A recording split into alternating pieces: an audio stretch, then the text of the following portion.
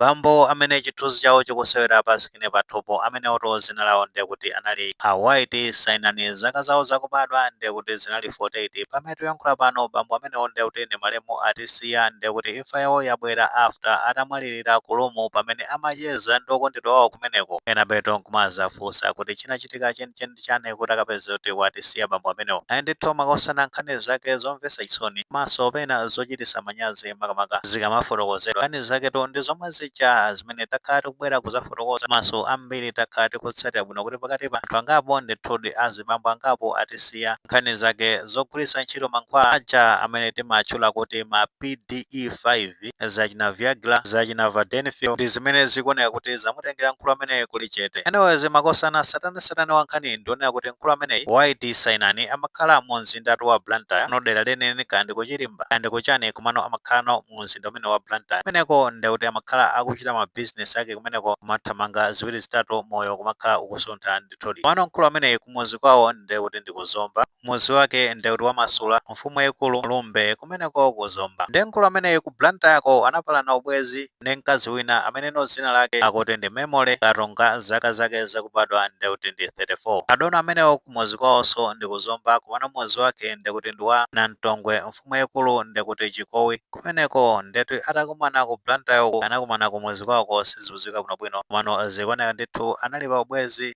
umenewo ndiye kuti unali wanseri ndi mmene nkhani zake zakhalira. Chifukwa anthu amenewo ndiye kuti akafera ku Rest House makamaka mkulu amene ndiye kuti akafera ku Rest House zimene ndi chisimikizo kunena zoti ubwezi umenewo ndiye kuti unali wanseri ndithudi. Nawo chimene chinachitika ndichonena kuti panali pa 13 Juni chaka chimene cha 2026 lomweno ndi la Mulungu lapitali anthu amenewo anagwirizana a Memole Karonga komanso abwezi yawo White Sainani anagwirizana ndithudi programu kuti akakumane kuna kwake kumene akhale akucheza monga mmene timaziwira nkhani zokhuzana ndi zachikondi. Anthu amenewo anagwirizana kuti akakumane ku Rest House imene imaziwika zona kuti Katekete kumeneko kuchilimba mu mzinda umene wa Blantyre. Nawo posatira zimenezi zinapezeka zona kuti bambo Sainani anakonzeka bwinobwino kuti no akakumana ndi bwezi lawolo akaoneke kuti iwowo ndi munthu wamphamvu kuti ndithu amatha kuthamanga 90 minutes popandatu mavuto ena aliwonse osonesanso kufoka kwina kulikonse. Ndi mmene nkhani zake zinayendera ndi zikuoneka kuti anagwiritsa ntchito mankhwala amenewa amene ambiri timaziwa bwino kuti ma PDE5 zachina Viagra ndi zinzake zotero anagwiritsa ntchito ndi kuti no ndi cholinga choti akamakathamanga zikaoneke zinthu zolongosoka bwinobwino mmene zimakhalira. Ndeno atakumana kumeneko akuti no anayamba kuthamanga ulendo woyamba ena pa Chingerezi amazatchula zona kuti first round. Anathamanga ndithu zinatheka bwinobwino anaoneka zona kuti mkulu ameneyi ali ndi nyonga ndithu ndi mmene nkhani zake zinayendera kumeneko. Posatira pamenepo ndiye kuti analowanso ulendo wachiwiri kapena kunena zoti raundi ya namba 2 ndi mmene ndithu amazathamanga mkulu ameneyi. Raundi imenenso anathamanga bwinobwino zinatheka ndithu na chonse chinayenda bwinobwino popandanso vuto lina lilonse. Posatira zimenezi ndiye kuti no bambo White Sainani sanangolekerera pomwepo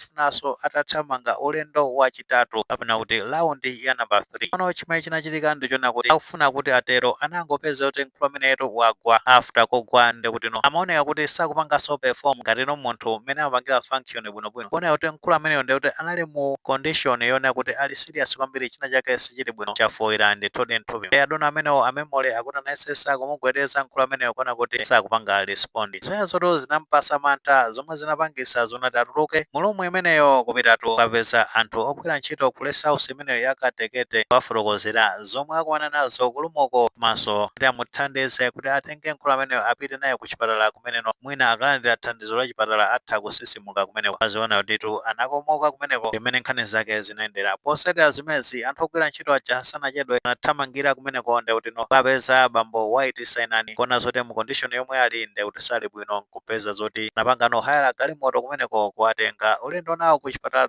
cha Queen Elizabeth Central Hospital kumeneko ku Blantyre. Atafika kumeneko madotolo wayesayesa kuonaona apa zinapeza zoti madotolo anangosimikiza zoti mkulu ameneyo ndiye kuti wamwalira pano imfa yake yabwera chifukwa choti anabwera vuto lothamanga magazi cardiac arrest ndi mmene navuta pamenepo pamene napangisa zoti mkulu ameneyo amwalire. Awo posatira imfa imene zikuona kuti chipatala anafunsa bwinobwino kuti chinachitika chenicheni ndi adonawo anafotokoza amene process yake inakhalira no ada amenewo a White akapeza zoti afenta. Awo posatira zimenezi achipatalato nayesa thope la malemu a White Sainani kuona kuti chinachitika chenicheni chani kapena mwina anamwa mankhwala ena ake amene anapangisa zona kuti mkulu ameneyo asikire kuti chete potengeranso ndi mmene nkhanizi zikuyendera. Awo posatira zimenezi anapeza anapeza zoti matesti amenewo anachitidwa ndi chipatala zomwe kumapiro wake zinadziwika zoti mkulu ameneyo anamwatu zimankhwala zimenezi zachina Viagra zomwe zinazimangisa zona kuti abwere ndi vuto limene lothamanga magazi ndipeza zoti mkulu ameneyo kumapiro wake watisiya mmene zinakhalira. Ayi ndithu nkhani zake zomvetsa chisoni kwambiri komanso nkhani zimezi timanena mobwerezabwereza kuti nkhani izizi ndi zochititsa manyazi kwambiri makamaka kwa azibambo. Chimene chimavuta ndi chani kuvomereza status yomwe tili kaya tatengana ndokondedwatu kumeneko tapita kaya tangumenya game imeneyo 45 minutes kaya 90 minutes imene takwanisa zabwinobwino basi kusiyana ndi kuti tizitengere kuli chete pa zinthu zona kuti nakatha kuzipewa. Imfatu ngati zimezi zimabweretsa chitonzo kwambiri mafamilies komanso achibale chifukwa kunena zona anthu ngati amene amakhala zona kuti ani mafamilies bwinobwino ndi akazi awo ali ndi ana awo bwinobwino nawo azipeza zoti anthu amene aja akulandira foni kuti abambo anu pena amuna anu anali kulumu ndi afera kumeneko afuna ndi kuti atamwa mankhwala zikhala zotani. Kwa iwetu munthu amene wamwalirawe zimakhala zona kuti sozindika china chonse palibenso vuto lina lilonse komano kwa anthu amene amasala aja mumakhala zona kuti mwasira mbiri yosakhala bwino mbiri yochititsa manyazi. Anthu akamayenda mmodzi akumalozerana kuti awoto awo amuna awo ndi aja anafera kulumu aja awoto awo bambo awo ndi aja anafera kulumu aja zinthu zosakhala bwino. Tiyeni ndithudi tikule azibambo makamaka ma decisions imene tikupanga tikatsatira bwinobwino ma accident ngati amene mwezi umene wa June achitika kwambiri 5 imeneyi ndi kuti ndi yachitatu tikutengani mbuyo pang'ono panayo pa 1 June pamene pasakulakwisa chaka chomwe chino cha 2026 kodowa kunachitikanso accident ngati imene andinso chomvetsa chisoni nzona kuti kuluso amene atisiya kumeneko ameneno zina lake anali Bernardo Kinda Chilichawo amenenso zaka zake zinali 48 anapeza zoti anatengananso ndi chibwenzi chake cha zaka 21 ndi anapita kulumu. After kupita kulumu anapeza zoti watuluka anakagula zimabotolo zina zake kuti kazimankhwala zotani anamwa zimenezo anapeza zoti yeso atangothamanga kwa nthawi yochepa kumapito kwake anapeza zoti wagwaso wakomoka kumeneko kumutengerako chipatala chimene chimadziwika zona ti Blessings chakulumbazi uko kulilongwe. Anapeza zoti mkulu ameneyo akuwauza zoti mwabweresatu munthu wakufa mwesa thupi lake kumapito kwake zinadziwika zoti anamwa mankhwala kupasa mphamvu makamaka kuti pa nthawi imene akucheza ndi wachikondi wake aoneke kuti ndi wamphamvu. Kuchoka pamenepo 6 days ago accident ngati imene inachitikanso kulumbazi boma lomwelo la Dowa. Anapeza zoti mkulu wina wake amene amadziwika ndi zina loti Blessings khowa zaka zake zakubadwa ndi kuti zone 30 yeso anapeza zoti watengana ndi kuti ndi mkazi kupita kulumu kanayeso ndi kuti anamwa mankhwala amenewa posatira zimenezo anapeza zoti anafentanso kumeneko. Kuchoka pamenepo anamutenga kupita naye ku chipatala kumeneko ja ndi kumene asimikiza zoti mkulu ameneyo anazima nkhani zake zosakhala bwino. Ndiso tinaona masamba mchezo mukunena zoti ampingo anakanatu kuti ayimbire maliro amenewo anapitatu opanda mpingo. Chifukwa chani? Chifukwa chona kuti nkhani zake ndi zochititsa manyazi ngakhale pamaso pa Mulungu ndi kuti mpingo anaziona zona kuti ndi zosayenera kuti munthu ameneyo amuyimbire ngati Khristu. So titha kuona chitonzo chimeneno zinthu zimezi zimakhala zikubweretsa pa abale osala after ifeyo tikapita. So azibambo lesimene apo tipewe zinthu zopeweka tiganizirenso ma responsibilities amene tinawo pa dziko lino lapansi. Tikapita kwathu kumakhala zona kuti kwatha komano timakhala zona kuti behind tasiya ma responsibility maso tasiya mbiri zosakhala bwino ndi tiyeni zopeweka tithe kuzipewa. Ndithu mmene nkhani zake nimezi kuyendera kodi inoyo mukuonapo bwanji pamene kuti ndi zabwino kuti azibambo akhale akugwiritsa ntchito zimankhwala ngati zimezi pofuna kupeza mphamvu pa nthawi imeneno ali ndi okondedwa awo kapena zimenezi ndi zolakwika? Ngati mugwirizana nazo kuti abambo akhale akugwiritsa ntchito zimankhwala zimenezi kapena simugwirizana nazo mutha kufotokoza comment section. Mano tikamapereka tikumbukirenso kulemekeza maganizo anzathu.